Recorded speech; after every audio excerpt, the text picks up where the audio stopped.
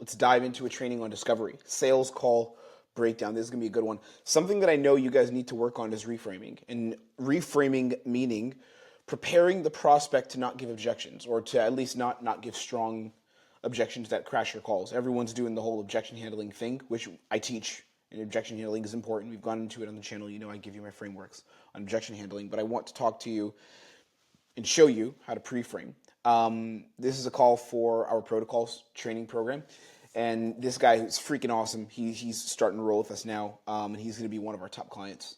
That's for sure. We're going to make this guy a bunch of money. But there was an issue getting him onto our calendar because for a couple of reasons, our SDR wasn't able to book him onto the calendar for a demo call. So I reached out and I was like, hey, have a conversation with me.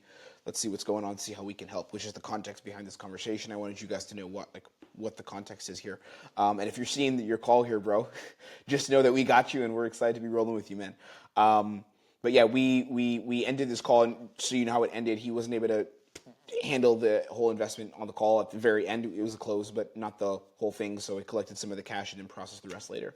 But the reason I wanted to use this one as a call review for YouTube is because the way we went to discovery here, there was a lot of things that needed to be reframed, a lot of things that needed to be challenged, a lot of things that needed to be handled. And I'll explain those things to you here. The psychology of how to reframe, the psychology of how to set standards, the psychology of how to get your prospects to commit to certain paths. Which is something I've been showing you guys in training on the YouTube channel recently, is something I want you to understand. So we'll get into the training. Take what you can from it. You'll learn a lot here. This should change the game for you if you apply it, if you use it correctly as I want you to do. So let's go ahead and dive in and let's check it out. Frank had a call with you. I think he wasn't sure if you would do it. We're going to do a demo call or not with us, with Joe. And then he told me about it. We always have like the sales meeting to talk about who's talking to us and stuff. And he mentioned you. And I was like, hey, look, I'll hop on a call with him and see if we can help and look at the situation that you're in when it comes to sales and stuff. So I think that's how we ended up here. Does that sound about right? Yeah, exactly. Cool. All right. So take it away. What's the situation? What's going on in sales? Yeah. So basically, I've been in the space. What I want you guys to do, and the thing that'll help you make the most of this video, I don't want you sitting here just we call mental masturbation, where you just sit and watch something and it's like, oh my god, that's fun. You just like mentally jerk off. We don't want that. I want you to actually learn and get better from this. Okay, so if you're gonna get better, one of the ways to get better is by understanding and putting yourself in the shoes of me on this call and think, what is it that I would say here? How would I communicate here? What would I say instead? And I'm gonna break down to you what I'm saying, why I'm saying it, how we're communicating, and you'll understand how to use this to make a bunch of money, okay? On whatever offer you're on. There's a lot of really good psychology here. For the past like 6-7 months, I've only done appointment setting, but I've done like everything from DMs to triage to outbound. And I'm currently in a position which has like its ups and downs. In the beginning, I wasn't sure that I wanted to become a closer. Might have been a limiting belief or something else. But yeah, now I'm shifting more towards like wanting to close eventually. You're shifting more towards it, meaning So let's start with this one. First error. He said, I'm shifting more towards wanting to close our program. And this was the reason he didn't book the demo call, by the way. Initially, he didn't book a sales call with us. Our program is about closing. It's a closing training program. We train closers how to make more money, or people who want to become closers. We train them how to be very good in terms of skill set so that they can perform as the top closer on any offer that they get on, which is the standard we hold. That's our track record. He starts off by saying, I wasn't sure, and now I'm getting into it. Listen to the language here. I'm playing it at speed to save time, so it's 1.5 speed, but listen to the language. Yeah, now I'm shifting more towards like wanting to close eventually. I'm shifting more towards wanting to close eventually. The language there is language that's very avoidant. It's language of, I might want to close, right? It's not language of, I've committed that I'm going to be closing starting June, or I'm going to be closing starting May. I've shifted to more towards wanting to close. I've shifted to it, not I've committed to it, which is a problem, which means now I have to reframe it and have to handle it. Because if I don't handle it, there's a chance that this could set the stage for an objection coming later. And I want you guys to be clear on something. I'm going to make a full training on this another day. Today I won't go so much into it. We'll stick with the call review here. But what a lot of I see in the sales space right now is guys promising that you can handle objections and just handle everything early.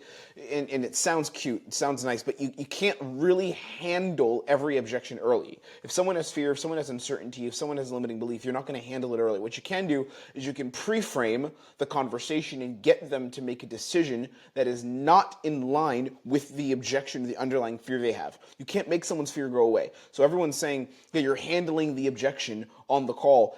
In a way, yes, the outcomes are similar, but it's important you understand the psychology of what we're doing here and understand sales psychology because that'll make you better. You're not necessarily trying to handle the objection. You're trying to get the prospect to operate under a new set of terms, a new set of rules in their thinking that is going to lead to them buy. We don't want them thinking under their fear. So what I'm doing right now is, like as an example, let's say that this guy, we'll call him John for now, let's say John has some kind of anxiety about moving forward because of fear, because of some hesitation, right? If I didn't handle this now and I don't pre-frame it, that fear is going to come up later and it's going to control how he makes a buying decision. The fear is still going to be there at the end of the call, whether I have a conversation with him and do my due diligence or not. The question is, can I get him to not make a decision through that fear, but instead could I get him to make a decision through his potential and through who he can be as an individual who's making money? That's what I'm trying to do here. So that's why I'm going to set some standards with him in discovery, and you'll see how I do it. All right, we got a lot to get to, so let's go into it. Let's train. Towards like wanting to close eventually. You're shifting more towards it, meaning have you decided you want to close, or you're still not sure you ever want to close? Because shifting more towards it is not there. So which one? Yeah, Is exactly. Well, I haven't decided, obviously, but I feel like even if there's the problem. I haven't decided, obviously. So if we allow the call to operate under the I haven't decided, obviously, then that means that his buying decision is going to be on weaker grounds. Maybe he would buy, maybe he wouldn't. I don't know. But I don't want to take that chance because as a sales rep, your job is to do everything you can to get the person to buy, assuming that the product can help them. So in this situation, I can't allow that framing to escape. It can't happen. We can't do it. I stay in setting, I just want like some top-notch training. And I feel like you guys provide that. As I said, I was looking to someone else. So this is interesting, right? If a lot of shitty closers would kind of bite on this. He says, I want top-notch training. I'm happy he wants the training, but he still has to pay for it. And paying for something, our program is not like $200. It's a couple grand. So paying for some training, right, is going to require some kind of problem to be solved. So if the problem that we're operating under is I just want training for the sake of it, that buying conversation is a lot weaker than I have a problem and I'm committed to a path and I need to, and that path is the future that I want to have. It's a lot different, right? Stay in setting, I just want like some top-notch training.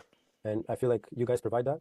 As I said, I was looking to someone else as well. Like when I look at training, I'm not looking at like closer training, like a high-ticket closing training. I'm just looking at like communication and sales training. That's the most important for me. what would the purpose of the training be for your life if you weren't going to be a closer? So what I'm doing now is I'm challenging it.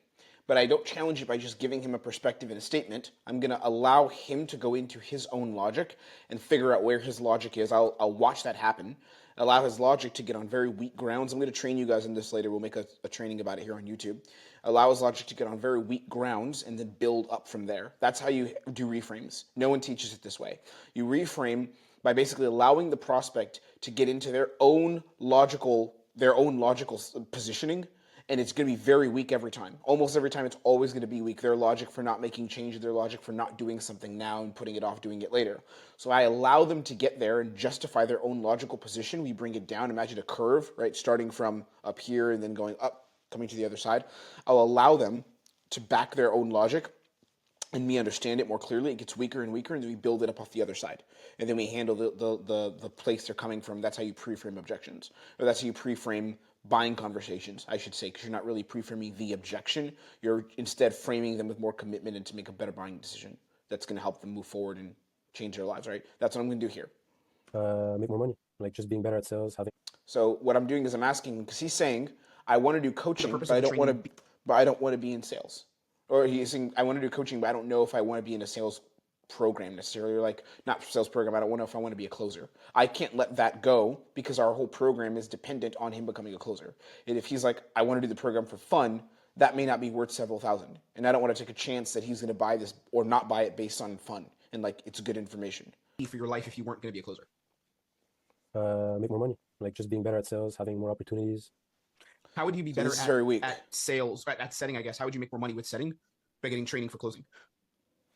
There's, again, next question. I'm prying into his logical position now, and it's going to start getting weaker and weaker, and then I build back. I build on the other side, and I'm like, hey, here's the other perspective, bro. Maybe this would help you, right? So it's his logic's going to get weaker and weaker and weaker, right? How would you make more money with setting by training to be a closer? That doesn't make sense, because setting is easy. All you have to do is book some appointments. Like, why would you even think about doing a closing training program, spending a couple grand if you just want to be limited as a setter? It doesn't make sense.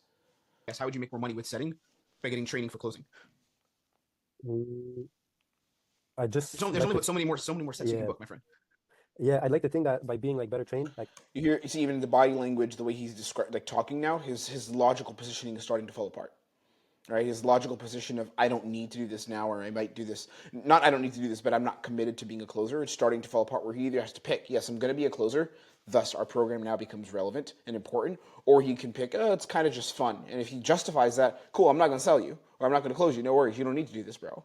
But if you are going to like make money as a closer, then you do need to be trained properly, right? By our program, which is the best program in the space. I just There's like only to, so many more sets you can yeah, book, my friend. yeah, I'd like to think that by being like better trained, I can get better Mm-hmm. opportunities, maybe like Mm-hmm. managing opportunities as well. But yeah, I guess like the logic. So see that setting opportunities, managing setting opportunities. I'm going to challenge this too. I can't let that go now because he's still not conceding. I want to be a closer, and until he concedes, I'm here to be a closer. We can't let this go. Plan would be to go into closing for sure. Okay, and better opportunities managing, meaning like managing setters or managing what? Yeah, exactly. Like either like a setter manager or even like better Mm-hmm. setting opportunities. So yeah, Mm-hmm. Why the little bit of resistance towards going into closing? What's going on there? I really think it's a limiting belief. Like I just don't feel like I don't have this. And I respect this guy for saying this. This kid's going to make a lot of money. We're going to push him very hard, and he's going to like change his entire life. And now he's with us, so like we're going to make him a bunch of money. But we had to correct this ahead of time. And notice how I'm not trying to coach him on the limiting belief. All I'm trying to do here is get him to operate under a different set of rules, right? So his initial limiting belief, I get he has it, but it doesn't really matter to me. What I want is for him to buy. And ethically, not because I'm trying to like take his money in an evil way, but because I know I can help make him more money. If he works with us and trains with us, we're going to make him a bunch of money and change his entire life, right? So what I need to, as we've done for many of our people, what I need to do though is get him to operate on this call under the premise of making a buying decision here and starting now. That's very important. Said that I know. Mm-hmm. But yeah, when you know like you're not able to do something right now, I feel like Mm-hmm. that's what's keeping me from doing it. One thing is, I respect that you recognize that it's a skill game. I respect that because a lot of times these conversations that me or Joe, I think you never heard of Jabari. Yeah, He's the one who would have done the call with you. But when we have these conversations, a lot of times. Something else that's super cool since you guys are here watching this, and I have you here now. I'll talk to you. I believe in honesty. Using a lot of honesty triggers in order to get someone to buy, in order to get someone to make a buying decision. I don't believe in using lies. I believe in just being super honest within reason. There's sometimes you may need to modify how the truth is delivered. Sure, I'll agree with that. I do believe that's the case. You can't just be stupidly honest, but I believe in using honesty. So what I do when I'm selling, and I tell you guys this on YouTube, I'll tell them that we're doing a sales call. I'll tell them I'm going to handle your objections. I'll tell them like straight up what's going on. I'm real, right? And the reason I do that is because honesty can be a massively helpful buying trigger. Honesty can be so powerful when it comes to getting people to make a buying decision because you're cutting through the bullshit, cutting through the fluff. And honesty is actually a better at times, oftentimes, if you know how to weaponize honesty, which means use honesty, tell the truth, but use it as a communication tool, that can be a better way to actually create a buying decision than using dishonesty, which is what some closers do. They bullshit and then they find themselves in a bad place. But honesty gives you more room for error because you are telling the truth. You just position the truth in a way that sounds the most attractive. I'm going to make training on this later too. There's a lot we're going to get to here. One more thing. Really cool stuff. If you want to see how I'm doing more of this, you can opt into our newsletter. It's down below. I put the link down below. Opt into the newsletter. I'm going to literally send you stuff like this. Like you want to know more about how to use honesty to get people to buy and how to create compliance using honesty. Oh my goodness, that's so powerful. Our newsletter talks about it. I'm going to train you on it directly. It's free. I pop over value to your inbox during the week on sales to keep your game up, help you find the best kind of roles, help you work on your skill set. All that happens in the protocols newsletter, which is down below. So click below, opt into the newsletter, and get the value. Okay, let's keep watching this. Oh, and I send you other calls of mine too, calls that are not here on YouTube. We talk to guys who like we have to fight them to have them realize it's a skill set, and I'm like for 10-20 minutes I'm just like, dude, like you have to be good at this in order to make a bunch of money, and you can make a bunch of money as a closer, but you have to be good. Yeah. But I'm happy that you realize it, and we don't have to start from that battle. You're on the other side. You're like, I don't know if I can do it. So I'm about to really attack his beliefs right now in a second, and attack the beliefs that he's operating under, and get him to shift not the beliefs, but what he's operating under. Again, I don't need him to change the way he thinks about life. I just need him to change the way he's acting and the system or the rules he's operating under on the call. That's all I need him to do. Because if he operates under a different system or set of rules, he's going to buy. If he's operating under belief systems and rules that don't help him make a change, he will not buy, or it'll be very hard for me to close him. I might not close him. Right? So I need need to change the rules that we're operating under. So right now I'm doing something called give and take. What I'm going to do is I'm going to concede that he has a good mindset, which he does. So I'm being honest again. This is not a lie.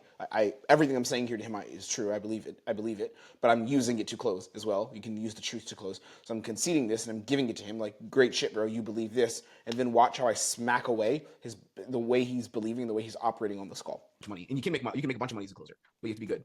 Yeah. But I'm happy that you realize it, and we don't have to start from that battle. You're on the other side. You're like, I don't know if I can do it. You can. Yeah, exactly. It's just difficult. It's hard, but like anything, it's a skill set. I think the big thing would be comfort zone, like you being in your comfort zone. How much are you making now as a setter? Here we go. Now here is where I start to confront the beliefs and get him to pick a new path where he's like, I am committed to being a closer. Watch how it happens. Yeah, that's the problem. Since I live in Canada, I'm making like maybe 3.5, 4K USD, and like, so Canadian dollars, that's like 3 to 5K, or a little more even. It's like, yeah, almost like 5 to 6. So, and I, like I don't have really like any expenses and anything else. So I feel like I've gone comfortable, and that's something that I don't like. That makes sense. I'm happy now. I understand. Yeah, it's a comfort zone because there wouldn't be any logical reason to not close this. So here's the first moment where he actually admits his position isn't good. Right? But this wouldn't have happened if I would have just asked one surface level question, like, do you want to be a closer, bro? And then moved on. I had to actually confront and go into the logical positioning he has, invest in it actually, talk to it, speak to where he's at logically, and then get it up to the other side. So watch how that happens now, and it becomes way easier for me to have a dialogue with him where he's committing to change. There's a lot more here, by the way. This guy, shout out you, John, if you're watching this, you know who you are. When it came to desire, this guy's a cool dude. He wasn't acting in bad faith. He wasn't even being difficult on purpose, but just this would have been a more difficult call, for a lot of closers. So you can even see when we go into the phase on desire and like the future, the life he wants to create, he doesn't actually like give me a proper desire stage, and I have to handle that too. I have to handle that and get him to paint a picture for me, and you'll see that. It's a comfort zone because there wouldn't be any logical reason to not close necessarily. What kind of money do you want to make? Like, what's your whole goal in the space? Yeah, when I first got into it, like my goal was.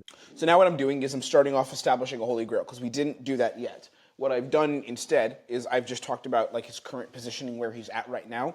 I tend to do my calls a little differently when I'm closing for our offer for pro. I don't even close most of our calls. We have our closer do it. But generally, if I'm hopping on a call for pro or even our B2B offer, like our consulting offer, I do my calls a little differently. But now I'm establishing a holy grail, which is the number, right? Like where he wants to be, what's the number ultimately at the end of the day that's going to give him freedom, which is what we're going to establish now. Same as everyone else, like the 10K, Yep. 10K per month. And I guess that's still my goal. Listen to his answer. Listen to the language. This will make you better at sales if you can hear the language your prospects are using. When I first got Don't zone into it, out. like my goal was the same as everyone else, like the 10K, Yep. 10K per month. And I guess that's still my goal. But like let's say like I put out like a plan, I'd want to like by the summer, by like June, I'd like to be making like 6, 7K consistently. And I'd like to have like 2 or 3 10K months by the end of the year. Can I ask why? So see the problem. He said my goal is 10K, and it's not terrible what he said. What he said was not horrible, but he watered down the Holy Grail. And if I allow him to do that, and if we accept that standard, we're accepting a poor standard for the rest of the call. So what I need to do is I need to make sure that standard is set at 10K, and we're not negotiating it. Does that make sense? Watch how I do it, and watch how it sounds. To like by the summer, by like June, I'd like to be making like 6, 7K consistently. And I'd like to have like 2 or 3 10K months by the end of the year. Can I ask why you lowered the standard for yourself? I guess just like being in the space, like it kind of humbles you. Yeah, to an extent, but you also want to like aim high. I'll give you an example. Jabari. So you see what I did there, right? I'm immediately calling it out. I'm not letting it go. And one of the things that I see a lot of sales reps doing nowadays is they lower their standards on calls to get easy answers, to make it easier for themselves because they're scared of confronting different limiting beliefs or mindsets, right? So everything that is not in line with him buying, I'm going to confront. So when he lowers his standard, that makes our program crappier. Because if he's like, I want a 10K, but I'm okay with 7K. And our program, let's say hypothetically, is 6K. Our program is not 6K, by the way. But let's say that our program is 6K, and he's like, I want to get 7K a month. And he was like, I want a 10K, but I'm okay with 7K. I can't allow him to settle for 7K. The reason is because if he settles for 7K, our program's first cost relative to the Holy Grail that he set, it just looks worse. So I need him to go 10, 15K. I need it to be a bigger Holy Grail so I can set the standard for the rest of the call. Makes sense? And that's what I'm going to do here. And I use a story about one of our guys, Jabari, to do that. I'll give you an example. Jabari, who's one of our, have you heard of Jabari? Jabari Williams? I don't know if you've heard his name. He's one of our guys. I haven't done a case study with him because I only do case studies when people are at 10K plus, and he's like 9K. So I was like, nope, you're not gonna go on the YouTube channel. I think as Dave me shooting this, he might be at 10K. I'm gonna ask him right now, actually, because I want to make a case study with Jabari. I wish I could put him as a case study though, because it would look better for us. But anyways, he similar to you, he was an SDR. Are you an SDR? Like you're doing outbound dials? Yeah. By the way, guys, I only do my case studies with people that are at 10K. So we have like more people who are right there, and for people who are right at 10, and I haven't done a case study because I'm lazy and I have to schedule it in. Just so you know, so we have even more people winning than the people that aren't just on my channel. He's doing setting like DMs. Outbound. They're doing by dials. Okay, cool. So he was SDR closing on a car flipping offer. Excuse me, setting SDR on a car flipping offer. And when he came to us, his goal was, I think, when did I work with Jabari? We started in like June, something like that, maybe June, sometime in the summer. And he put a goal for himself. He said, by January, I will be making 10K per month. And he wrote that like on the whiteboard in his notebook, manifested it. And I basically tell him this story. I'm gonna skip through it just for time. back we can even aim for 12K. He didn't hit it in January. He did not hit 10K. He hit 9K, right? Which is more than he thought he was going to do in January. Realistically, he put the manifestation goal as like 10K by January. But he's had multiple months of 8K, 9K, 6K as a closer as well, right? So the point I'm sharing with you, the reason I give that example is because you lowering the goal in the end goal, or even on the journey, aiming lower just to be realistic and stay humble, doesn't actually help further you getting to where you need to be or want to be. It actually doesn't. It goes against.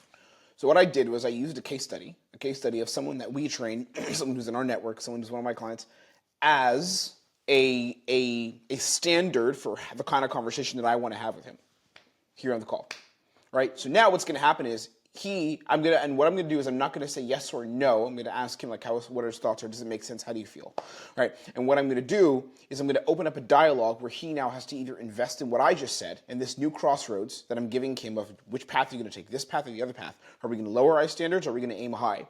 And if he picks aim high, now I've won, and now we have the right standard on the call. If he avoids it and he says, but here's my thoughts, and I disagree, then I'm going to challenge him until he's conceded that he's going to aim high, right?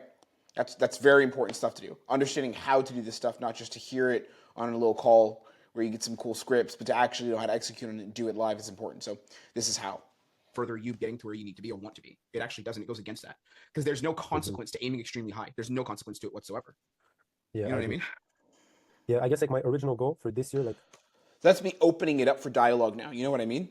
It's not like a yes or no. I mean, he could just say the word yes, but it's more of a dialogue. You know what I mean? And now we open it up, and now he's going to invest in a certain pathway. And whatever he says now is gold because he's delivering it. He's saying it. It's not me trying to convince him. He's saying it, and he's investing in it. If I just monologued at him and said, so do you want this or do you want that? And he goes, yes or no, or yes, I want that. That's it. It's done. I want a dialogue because dialogue is more quality. And if the prospect communicates on the frame that I've set and they communicate on the standard that I've set, it's more valuable for your call, and you can take your call further. And you have a higher chance of them closing. I want dialogue. was to hit a 10K month, whether it was closing, setting, whatever. Like the goal was a 10K month. So yeah. Do you think, right? So now he's reinvested back in the goal of 10K is the goal. realistically your best chance of doing that would be getting a... So we've won the 10K thing now. Now we have to go back to being like, bro, you want to be a closer. Because if he's not saying he wants to be a closer, I can't sell him. Because we train people how to become or perform better as closers. That's what we do. Closing role that maybe not be full-time, but at least a part-time closing role where you take like 10 to 15 calls a week and then also staying as a setter and slowly transitioning. Do you feel like that would be a realistic way to do that? No, for sure. I think like in my position right now, the most realistic way is finding like a top tier setter position where I can hit the 10K. But in terms of like viability and something that's like I can maintain, it's for sure becoming a closer. Okay. So we're almost there. We're almost there, but it's not perfect because he still doesn't understand how the market works. Because you can offer stack. You can do setting part-time 5 hours a day, and then you can do closing. A bunch of our people do that. We just hired Jordan, got Jordan hired an offer. It's a really, really nice closing offer. He could do about 3 to 5K OTE. It's not a full-time one yet. Eventually it will be. They just launched with the growth operator. And he's doing that, and then he's doing 5, something like that on his setting job. So he's going to be at 10K soon, right? We should we're going to get a case study with Jordan soon. Shout out Jordan, my guy Jordan. Yeah, but so this is I need him to concede this, and he still hasn't done it fully. We're like 70% there, but I need it to be fully conceded. Why wouldn't you be able to maintain the setter position if you just aimed for being a setter? Why couldn't you maintain that? Because I feel like there's not many like really like A+ setter offers where you can make like the 10, 15Ks. And even if there are, like they're always, you know, like That's really marketing good. affects He's conceding them, like, that point. the closing team affects them. Like there's too many variables. And when you're the one closing, like you're more in control of those variables. You have that's what I was gonna say. You have a higher degree of control as a closer. So that goes back to my point though. So he still hasn't conceded though. I want to be a closer fully. He said eventually I will be. That's the best path ahead. I still want him to concede. Yes, we are aiming for this here together now. And if he doesn't concede that, still can't work with him. Then I was saying like to get 10K, if you're already at let's say 4 to 5K USD, like maximum 5K USD as a setter, I would dare say it makes sense that the most realistic path for you to get to 10K as quickly as possible would be to offer stack and do a part-time closing role. Like that's what our guys do. They get, some of them are still SDRs, but we put them on closing roles that are part-time because you don't need to get a top tier perfect closing role. As long as you can make 4 to 5K in a closing role as part-time, where you take 10 calls a week, 10 to 15 calls, you make 4 or 5K from that, or let's say 3K low end, and then setting, you keep doing what you're doing, stick in that role, don't cut your income, you stay there, and then you gently go into closing like that instead of just trying to find a top tier setter offer, which is extremely difficult. And I don't know any setters actually making 10K plus. You know what I mean? The offer stacking thing. Yeah, I agree. Sense? Well, I didn't even know like there were that many like part-time closing positions, but yeah, that's a possibility. Then yeah, you can work with growth operators and stuff. There's a lot of them. A lot of our guys are on that right now. Henry's doing that. Stavros is, I don't know if you know, I don't think you know their names, but there are a lot of our guys who are doing that right now. They're setters, SDRs, and then they jump on that, and then eventually we get them on a full-time closing role where they make 8K, 10K, 15K, but that takes time. You know what I find? Yeah. Tell me about the financial goals for you. So like, why 10K and stuff? What's the whole thing? You got kids? You got a wife you're trying to provide for? You got mom and dad? What are you doing? Now we got to pick the vision. We got to go future, right? Desire. What does he want to be? And now we've tied up. He wants to be a closer. He sees it's possible. He gets it. He understands the way the market works. Now I'm happy. So now we can paint where we're moving towards. Okay, and this is the next stage. And there's a lot here. And I'll tell you what to look for. So he avoids saying, he doesn't avoid it purposefully, but because he's in a comfortable position, he's kind of like, yeah, I kind of have everything that I need now.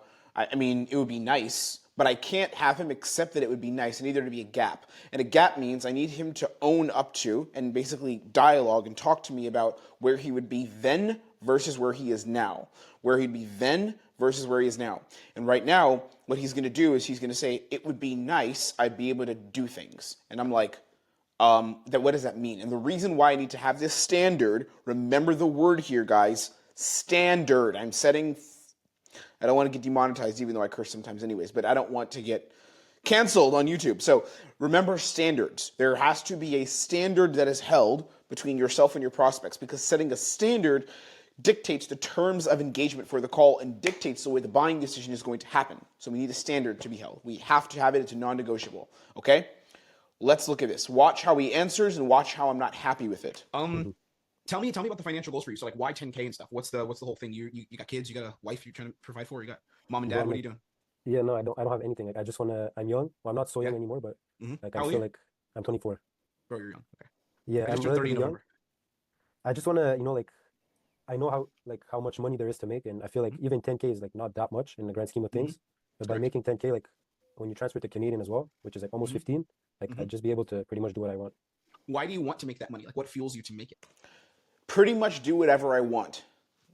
It's not enough. We need more. I need there to be a vision. I need to be something he can see, can feel it, he can taste it. It's alive to him. And that's what I need for all my prospects. That's what you need for your prospects. You need them to see it and taste it and believe that it's real. There's always a reason. Some people come from a lot of pain. We're like, hey, I grew up super poor. There's that. Some people are like, my mom is sick and I wanted to provide a better life for her. Like, so what's your why? What's the reason you want to make the money? Yeah. To be honest, I feel like it's a bit of like vanity. So I just like to be able to... Which is a terrible answer. A bit of vanity. That's the worst answer you could get. Which means I just want to do it for the sake of it. There's no real reason. I just want to do it. Vanity. It's like, oh, just cuz. I can't let that answer go. So I have to reframe it. I have to handle it because that answer is not okay. Like we can't settle for that. Like go out, like pay for everyone. Like just like not. I've never really been poor, like worried about money, but I just like to be like in more abundance, really. What does abundance look like in your life specifically? I dig again because I want something tangible. And now I'm like, okay, he said abundance. He's never been terrible. Fine, that's okay, but we want to aim for more. So being average actually is terrible on my sales call. That's the standard I have. If you're not thriving, it's terrible. We're still not good. We need more. I mean, yeah, like just being able to, like go. Well, I already kind of go out when I want, but like just like not really like checking.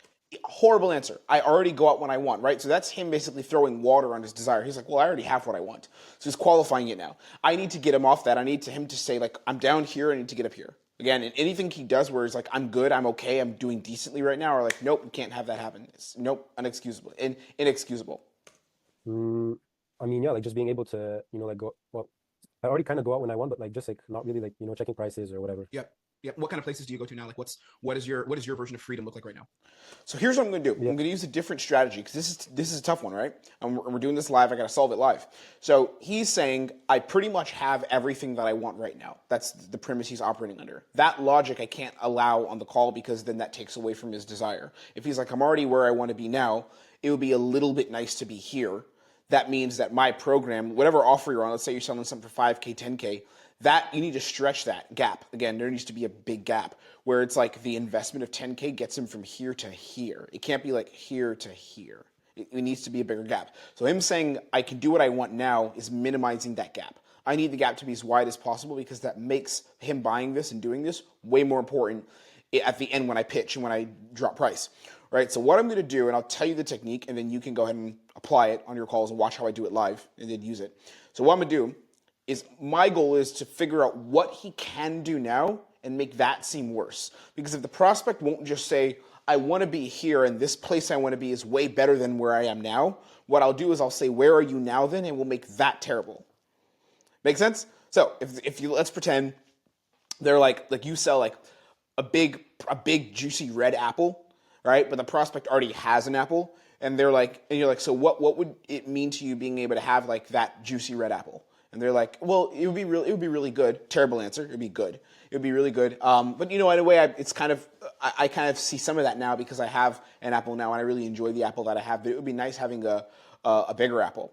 Bad answer. That's not desired because we haven't created a gap. We haven't created a difference in future state from where they are now versus where they want to be. We need that future state to be created.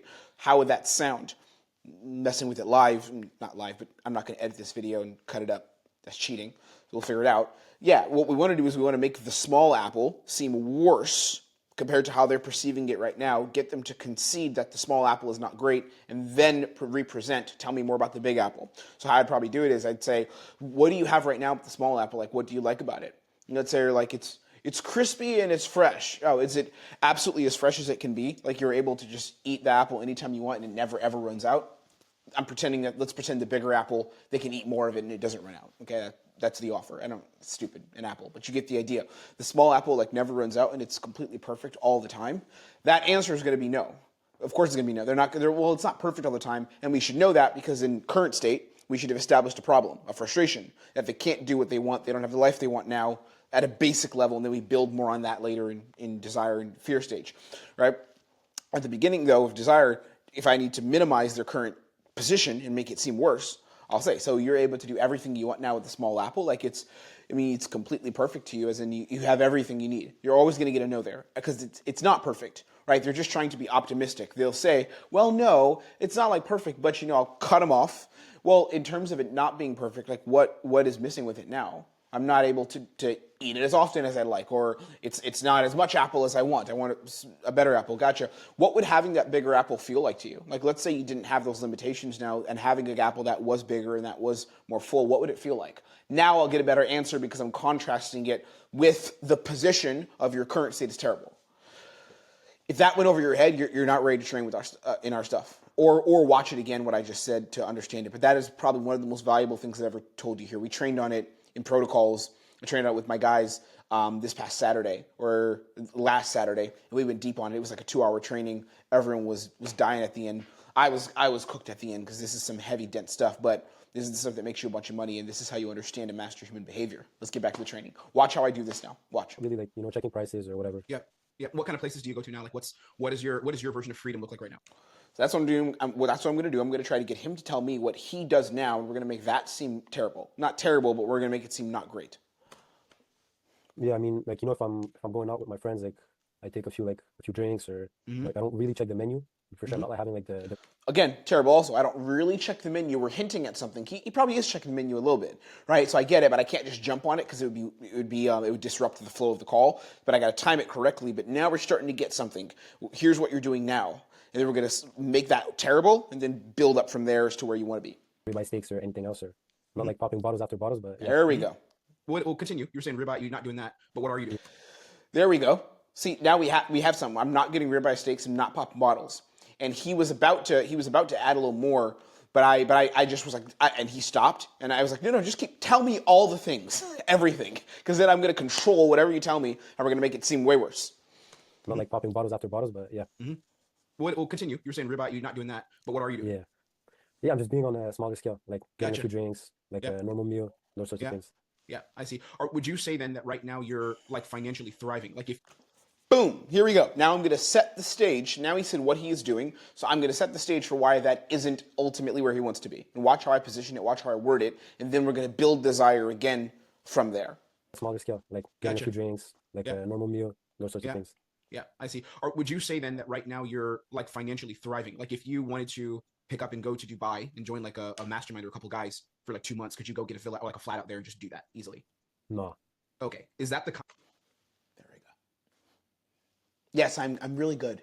I'm great at this. It's my job actually to teach sales reps how to make money. I've made a lot of money in sales. kind of life that you want to lead where you have that level of freedom? Yeah. One of the reasons why I chose Thailand was because I wanted to push myself, but at the same time, like Thailand's pretty cheap. So I knew like it's something I could manage. You see how we're decreasing where he's at now? So it doesn't sound so good now, does it? You can't travel where you want. You can't go where you want. So what's the next question? If you're in my position, what do you ask? You being able to travel and to do X, Y, Z, what would that actually feel like? Boom, now we get a great desire. It'd feel amazing, and he sees it, paints the picture. Let's say that you had more flexibility financially, like you're like 10K plus or whatever that means. I mean, it could be 12K, 15K, right? Like what kind of, I guess, changes do you feel like you would make in terms of how you invest in yourself and how you give back to yourself as a man in this crazy world now? Like what would that look like if you had, let's say, sitting on multiple 5 figures? What does that look like? I know what it'd be for me, but it's not about me. So I have tons of stories and shit for me, but we'll stick on you. So what would that look like? You mean like what I would do? Yes. Tangibly, what does life look like at that point? We're going into the desire stage. So you know the script. What would it look like? I studied it. It's very important. It's important. It's real shit. What would it look like? Yeah, I think what I would do. I said that because he's in our community, our school community. So I know that he knows our stuff. So Yeah, really like just being able to, like go out with friends, with girls, whatever. Just being able to like spend, well, not spend whatever, but just like, like not worry about money and going on trips whenever I want. Like I'm from, right? So I'd be able to, the tickets are pretty expensive from Canada. I'd be able to, go when I want, work there, go back. So that's always been my You biggest. don't visit often as you could now? Yeah, I try to go like once every he's talking about going back to visit his family in the place he's from. 2 to 3 years, but Oh, I'd really? like to go like every year. Yeah, you have family there and stuff, or? Yeah, my whole family. My whole family's Oh, there. I see. So look how I ask him details. I want to paint a visual picture. I want to paint a vision of what it is that he would like to do and make that real, tangible, taste and feel it. So you're in Canada solo, kind of. With my parents and my brother. Parents, but your extended family, cousins, aunts, uncles, all grandpa, whatever. Okay, I see. They're Gotcha. all there, yeah. What would that feel like, dude? Being able to hit that and like go travel Europe and get back to stay like extended periods of time and stuff as frequently as you wanted, even twice a year, like spend half the summer there. What would the feeling be to just have the And now we have a great desire state. Now we have it. He's going to give a good answer. It's and you can't see his face because I blurred it just for his privacy, but you'll be able to see how he like invests in it. And you won't see it, but believe me, he's like stops and really for the first time on the call is like, yeah, and you can see him like got him right, which is great, and that's why he's training with us. We're going to make this kid a bunch of money, right? He's going to do very well, but I'm like, got him. He's going to invest in this. He's going to make change now. This is great. flexibility to go anywhere and unlock the world for yourself? I just feel like I made it. Like that's the goal. And I'm playing this at speed, by the way, but he took a second and thought about it. And he gives a genuine answer with a smile on his face. You can see it. And what you'll find is that 10K would be the starting point, because once you make 10K, then it won't feel like a lot, and you'll start to have more things you want to do. So then you'll be like, fuck, I have to get 20K comms, and all that stuff. Yeah. I'm going to tell you a harsh truth. Something that it's not harsh, but it's something I just want before we continue. The way you're going to have control over that, bro. So here's what's interesting. I wasn't fully certain that he was still on the closing path, so I wanted to go back and do my due diligence and make sure that he was committed to closing, because I felt like I let it go and I was a little soft on him and didn't fully establish that. So I was like, let me do this one more time, and you'll see I do it here. I just go back to the closing thing and like, bro, do you want to close? Do you want to be a closer? And he concedes it. You'll be like, fuck, I have to get 20K comms, and all that stuff. Yeah. I'm going to tell you a harsh truth. Something that it's not harsh, but it's something I just want before we continue. The way you're going to have control over that, bro, is by closing. It's not setting. And I'll tell you why. And I'll tell you why though, because setting is a very low leverage skill. Low leverage meaning you have less control over the companies that you work with. Can't control the company, but less control over the sales process because you're just taking less responsibility. That's one. And then in terms of flexibility to work in different offers and be more respected in the space in terms of your network, which is a very important thing in remote sales, you have less there too, because again, you're setting. Closing is handling more responsibility for businesses, and it's scarier and it's harder to learn, which is why closers make more generally and consistently make more, right? So I just want to present that because it's life you want, which is freaking awesome. I have a great life for myself. I'm renting a penthouse and moving in 3-4 weeks, and it's a literal like crazy apartment I'm renting because I made money with sales and was use that to build a company and build a business. So I understand the game, and I think it's awesome to have that flexibility, but it comes when you have the highest leverage kind of skill set, and that's closing. Yeah, How do you feel? Okay. So I said all that, monologued, and then I said, how do you feel? I created space for him to invest in it and give back to me from what I just shared and what his perspective would be, right? That's very important. Yeah. I always kind of like subconsciously knew but it's just like since setting is easier and you can still kind of make some money. That's why I like first started with setting, but yeah. I think that for you, And now he has a dialogue around it, and now I know that he's invested in that new path, so it's real, it's Easier. legit, and there we go, we're good. And you can still kind of make some money. That's why I like first started with setting, but yeah. I think that for you, the big thing to wrap your head around, if you're open to it, is you don't have to cancel one and then go to another, right? So you can stay in the position you're in setting. How many hours do you work a day as a setter right now? 6 to 7. Okay. So then that presents another question. Are you in a phase of life where you want to like lock in and put in work to get to your goals? And This is me going for a commitment question. This is not the commitment question I normally teach my guys because it's a bit complicated to ask it this way, but this is me going for commitment and saying, is he committed to like making changes and doing things the right way, essentially. This is a version of that. kind of expand the freedom that you have? Are you in a phase of life where you want to like lock in more and you'd be willing to? Just in terms of amount of work you're putting in. Okay. For sure. But that's the thing, like I have never been one to, like go fully in for like 7 days out of 7, just like lock into my room. Like I can do it for like 5 days, 6 days, but I need like a bit of a break as well. You So don't do you need think to like go 7 days out of 7, bro. That's like a fantasy that the people in the space tell you. But that's what you did, no? Yeah, but I'm crazy also. And also I didn't have the networking like system around me that the guys that we train have now. Like they just some of them go 7 days out of 7. I'll be honest with you. If you want to become like the best of the best, like Charlie, have you seen Charlie Matthias? Anything from Yeah. Okay. We just hired him to be our coach. He coaches. I tell him about a couple of our guys like Charlie. Well, and he all does these sleep, but that guy has no life. Charlie never sees his YouTube. Here, I don't know. Another guy we have, Sati. Some of you know. Right? Sati, who's another one. He's 25K plus. He just had 25K in January in comms. And that dude like just got like a sick place because he can. Now he went from like 3K to 25K in like a year. But he also had no life. But that's like the highest level of like mastery, and it's unnecessary to always do that, right? But there's a lot of cases like Jabari, who's also another one. Joe, you would have done a call with him. He is making good money. He would always take Saturdays off. He had a non-negotiable on Saturdays. He didn't come and train with us. Every Saturday was just family time and relaxation, which I respect. He did it in a very balanced way. He's making a bunch of money, right? So it's not like one size fits all. It really depends on your personality. The key is that, and the reason I asked you about time is because if you have like 2 hours a day that you could give through the week to train the skill set, then you will get better. You also are already taking calls as an SDR, so you already have like some of the skill set stacked already. The question is like, are you willing to lock in and give like 30 to 40% more? So here I've educated in the market. I give you case studies. I've done like a whole bunch of things here. You guys should be aware of what I'm doing so you can execute on it yourself and do the same thing. And now he's going to concede it and say, yes, that is something I want. I've positioned it perfectly. And now we have a new thread. We have a new line of compliance, a new line of framing that he's agreeing to, that he's a part of, he's bought into. And now we drive him forward and we move the call towards the best place possible before I pitch. You need to be 100%, but 30 to 40% more to get to where you want to be quickly and create a better life for yourself faster. That's what the question is. For sure. Yeah. Cool. All right. In terms of what we do, bro. So I think that we can help you, and I think it would be a fit. For 2 reasons. One, because you're already in the sales game.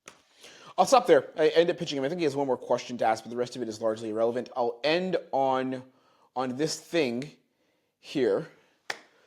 This is how you're going to make a bunch of money. Like I already said before, you guys should already know this. This is how you're going to make a bunch of money by doing things the right way, pre-framing, setting standards on your calls with your prospects where they understand that there's a certain dialogue that has to happen for them to be able to make change, or you understand there's a dialogue that needs to happen for them to make change. You will not perform at the highest level possible as a closer without doing this, without setting those standards. That's it, and that's what I wanted to share with you guys.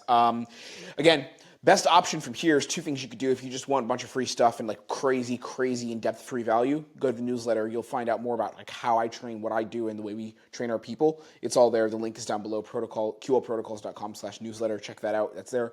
Or the second thing you could do is book a strategy call with my team. It's free. It's 15 minutes. It's not a sales call.